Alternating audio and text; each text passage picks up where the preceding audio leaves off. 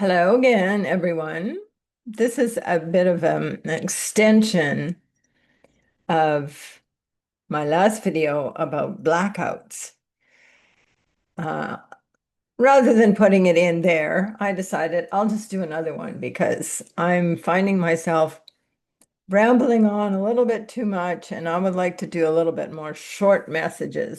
But the idea of going into a blackout for 3 days in the world with no electricity and the resulting, whoa, meltdowns of nuclear reactors and the fires in the world and everything, that is scary.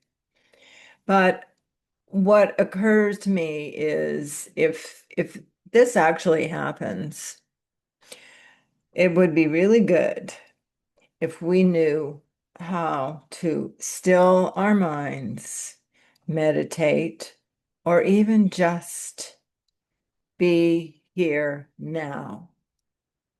Be in the moment. Learn to be in the moment and experience what we're experiencing in the moment.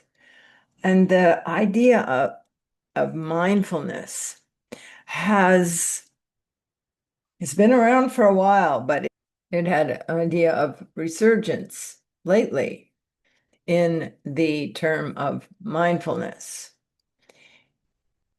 And everybody's thinking, be in the moment, be in the moment. Well, back in the 1960s, there was a book written by Baba Ram Dass, who was Dr. Richard Alpert. And I'm going to read this to you because I had this book. Okay. What's it about? In Be Here Now, Dr. Richard Alpert chronicles his transformation into Ram Dass after meeting his guru in India, offering spiritual insights that became a foundational text for the hippie generation. Whoa, it's giving me chills all over. So this energy has been around for, well, it's been around for for millennia. But it resurges. It opens up again in slightly new form, but the basic understanding is still there. And all of the spiritual understanding we are learning right now has been around. There was a resurgence back in the 19 teens and 20s, I guess, because of the roaring 20s and people had money and license to be who they wanted to be. In the 1950s and 60s, after the war, everything opened up, and the generation of children that were born to those people that had gone through the war, and some of them the Depression, gave their children the privileges, the allowing them to be themselves more than in previous generations.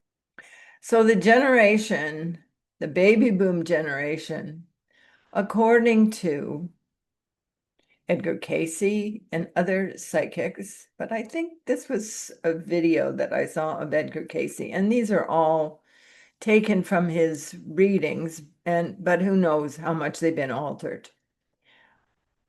The idea was that the boomer generation, and I think Dolores Cannon also mentioned this too, the first wave of star seeds, which she would call them, the first wave was the boomer generation. And the boomer generation was meant to hold the idea of spirit and carry it through to, I would say, I guess it was in the 1990s when it started to have an upsweep again. Because back when I was reading all the spiritual books, it was Jane Roberts Um, there were several people channeling. Marianne Williamson channeled and opened an organization, Angels in America. No, that was a play, Angels in America, but that opened up too. Okay, so Marianne Williamson started a wave back in the 60s or 70s.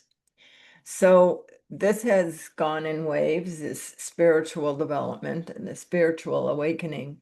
And I think a lot of the people that you're seeing now talk about their awakening happening after 2000, 2012, 2008. There has been a big resurgence. And I recently listened to a channeler named Elizabeth April. She has some ET DNA. Now she channels, and she did a channeling talking about how the first wave of spiritual people can relax now because the message has been passed on. Oh, I thought, oh my God, thank God. Although I'm still motivated to put out information and to put out enthusiasm and encouragement for young people to involve themselves. It has evolved into a slightly different bent, but the message is still the same. We are all here for peace, love, and understanding. And so thank you, Elizabeth April, for letting me relax a little bit and know that I have done my job because I have been seeped in this understanding for several decades. And it's so encouraging to me that younger generations are moving into this understanding, partly because what else is there to do in this crazy, crazy, crazy world where people are being killed and called to wars, which are not necessary, being called to believe things, they're falsehoods, being led into fear and anxiety. All we can do is find our own inner strength and join with others who have found their inner strength, their truth, and understanding of what they're here for. So let's experience the world in a way with love and beauty. Beauty, take a look at the beauty of the world. Oh my God. If everyone could walk outside and put their feet in the grass or walk in the sand or even just look at the stars at night or see a butterfly fly across their path or hear the birds, if they paid attention, if everybody would do that for 5 minutes a day, maybe the world would calm down a little bit. Even when we're in a war zone, and we are in a war zone even in our minds right now, and some of us anyway, some of us are calm and peaceful, but I don't know anybody that doesn't find themselves falling into being intrigued or needing to know actually what is going on outside of themselves. I don't know anybody that doesn't tune in once in a while to the chaos and pulls himself out again into mindfulness. So this started up with Be Here Now. And that came to me this morning when I was thinking about it. I had that book. It's a square book this big with a purplish, actually, it's the same color as My Gems of Time. Purplish blue cover, very crispy, almost newspaper like inside pages. It was about an inch and a half thick. And I had it up until about 6 years ago when I was clearing out things because I needed to do that because I was moving. And the guy that helped me build my new kitchen, I gave it to him because he understood what I was talking about. And we had great conversations. And I'd say he was about 30 years old. And I hope he still has the book and I hope he read it. And if not, I hope he passed it on to somebody that would find it useful. So, anyway, that's my story about the book Be Here Now by Baba Ram Dass. And so I'm going to be here now and do a meditation. See you again soon. Leslie Corte coming to you from the universe.